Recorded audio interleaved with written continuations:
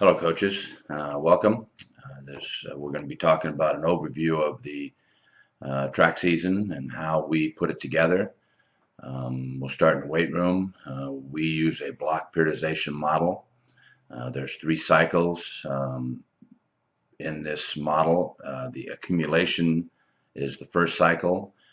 This is for base strength, base skills, trying to get the body in shape and lead it towards the peak in which we're trying to get our best lifts, our best throws, all those kind of things that we're pushing for in track season. So like I said, we start with the accumulation phase. That leads into the transmutation phase. In the transmutation phase, we're going to push for more pure strength. We're going to start getting more sport specific with our movements.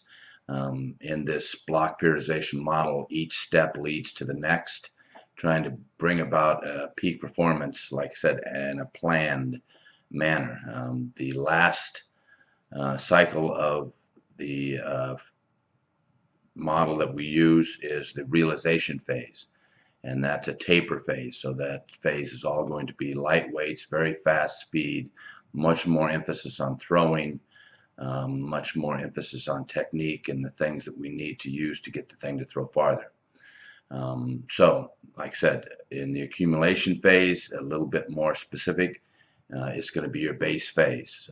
We're going to work the base, we're going to work the core, we're going to try to establish that bottom of the pyramid type attitude, right? The whole thing thinking, if you're thinking like a pyramid, that we're trying to bring this to a peak. So every accumulation cycle, you're going to go back to base strength, base movements, and building that base core so you can move forward. There are 3 cycles for our track season this year, 3 phases, I should say. We got started a little late. I'm also a football coach. We made it to the finals, and that kind of cut out about 4 weeks of our track season. We usually start track season as soon as football ends. So I know not all of you can work it this way, but we usually start in the first week of December. We usually, the football team makes it to the second round of our playoffs, and that's kind of where we get started. This year we had a great season, made it to finals, had to give the kids a break, so we didn't get started until January 1st this year. But that's the other side of how this block periodization works, because you can lead it to the peaks through the season. So we're going to have 3 peaks in the season. That's the way we put it together. We want to peak for the first meet. So we're going to start our program, say January 1st, and we're going to have a 4-week accumulation phase, and then we're going to have a 3-week transmutation phase and a 2-week realization phase, which will put us perfectly to start the season. We like to open up the season with some big throws, and so that's going to be our first peak. We have to remember that all of this is about adapting to stress and stimuli, and the body, if you lead it to peaks, will want to peak more. That's the science of it as I understand it. And so if we can make it come to peaks more often during the season, then it's going to understand that that's what it wants to do, and it'll be more ready to do it. So the second cycle, right after we finish the first meet, we go right back to accumulation phase.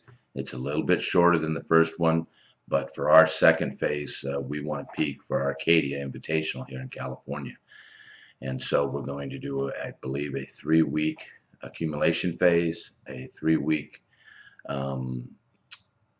transmutation phase, and a 2-week realization phase, and try to peak for the Arcadia Invitational for those throwers that qualify.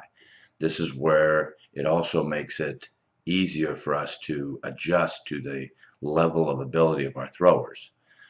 So for example, the kids that aren't going to qualify for Arcadia or the Frost Soft kids, they will stay, once we start the second phase, they will stay on a longer 3 cycles that will take them straight to league finals. So for the younger kids, they're only going to have 2 cycles. They're going to do accumulation, transmutation, realization, first track meet, accumulation, transmutation, realization, league finals. There's just not enough time between Arcadia or any of those middle meets and league finals to get another full cycle in. After Arcadia, for the more elite throwers, for your better throwers, then we are planning on whichever meet after league finals they're going to peak for. So I might have one kid that's going to make it to state. I might have one kid that's only going to make it to sectionals. So you have to adjust those cycles to fit them so they can be their best when they need to be their best. You know, it's not fair to a kid who's not going to make state to put him on a program to peak him for state meet if his meet that he has to peak at is 2 weeks before that. So that's the key to breaking this down at some point to individual abilities, right? So you can bring the best out of each of your throwers.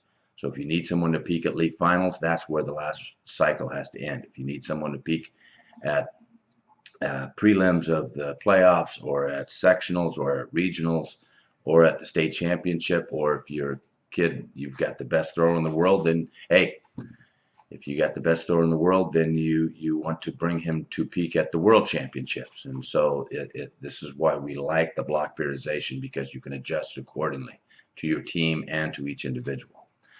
Out in the field, we use basically the same.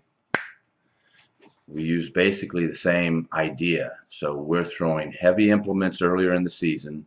So for the discus, we throw a 2K discus, a 1.75 discus, a 1.6 discus, a 1.5 discus, a 1.4 discus. So we'll throw all different sizes.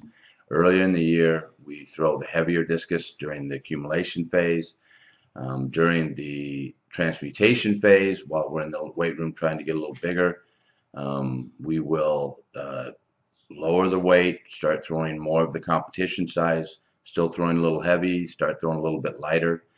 And then once we move into realization phase, then we're throwing competition weight and lighter weight, because we want to try to increase the speed. Same thing, accumulation phase, base drills, looking at the base of their technique, trying to improve aspects at a very core look, and each cycle trying to get more and more specific in what they need to do better to bring them to the point where they're technically, tactically, physically, and emotionally at their peak.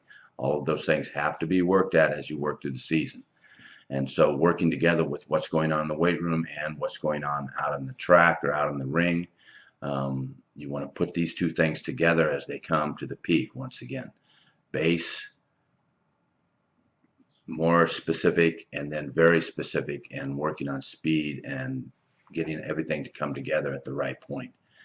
And I think it's a much better program than just saying we're going to start here and finish here at the end of the year. Like I said, the body likes to adapt, and so the more stimuli you give it, then the better it adapts.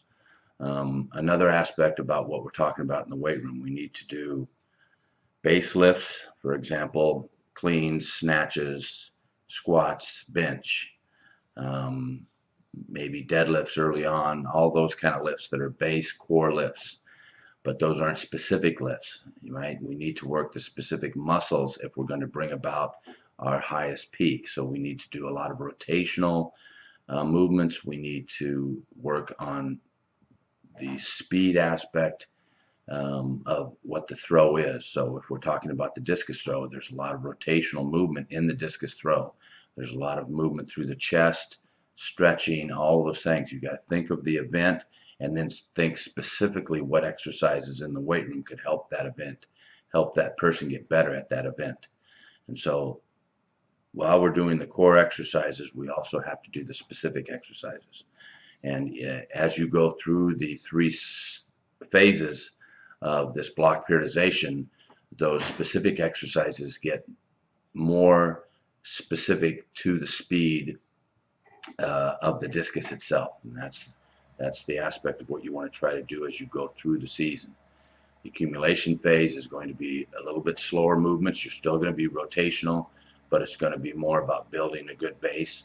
The transmutation phase, those exercises are going to be more ballistic. You're going to start moving more, range of motion, contraction speed. Those are the kind of things that we're looking for. And then when we get into the realization phase, then those movements have to be at the same rate of speed that the discus is being thrown. Transfer of training is going to happen better if everything we do in the weight room looks more like what we do in the ring. And so hopefully this is helpful for you to understand. I've got it all plotted out for our whole season. You'll see as we go through week by week what our training program is, how we put it together, and all of the nuances one step at a time. So hopefully we're all going to have a great season. Like I said, we really like this block periodization program. We've been using it for more than a few years now, and we've had a lot of success with it. So I think you'll like it, and good luck to you this season, and we'll see how it goes. Thank you.